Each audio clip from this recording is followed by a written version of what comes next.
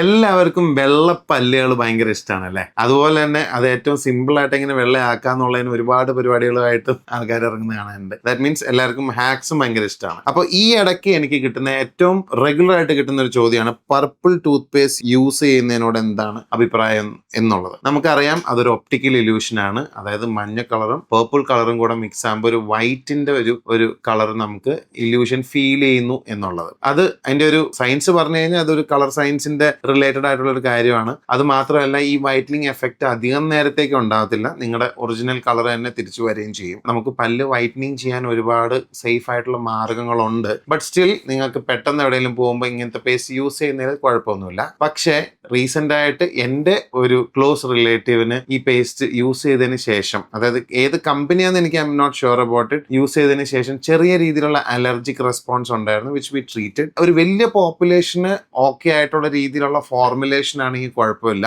അത് ഏത് ബ്രാൻഡ് ആണെങ്കിലും കുഴപ്പമില്ല. So because I don't support A particular brand. അപ്പൊ നിങ്ങൾ ഏത് പേസ്റ്റ് ആണോ അങ്ങനത്തെ യൂസ് ചെയ്യുന്നത് എപ്പോഴും ചെറിയ ഒരു എമൗണ്ട് യൂസ് ചെയ്തുകൊണ്ട് സ്റ്റാർട്ട് ചെയ്യുക. അങ്ങനെ യൂസ് ചെയ്യുമ്പോൾ നിങ്ങൾക്ക് എന്തെങ്കിലും അലർജിയോ പുകച്ചിലോ പൊള്ളലോ പോലെ ഉള്ള ബുദ്ധിമുട്ടുകളോ ഉണ്ടെങ്കിൽ സ്റ്റോപ്പ് ചെയ്യുക. അങ്ങനെ കുഴപ്പമൊന്നും ഇല്ലാന്നുണ്ടെങ്കിൽ മിതമായ നിരക്കിൽ മാത്രം ഉപയോഗിക്കുക. എന്നിട്ട് നിങ്ങൾക്ക് കണ്ടിന്യൂ ചെയ്യണമെങ്കിൽ കണ്ടിന്യൂ ചെയ്യാം.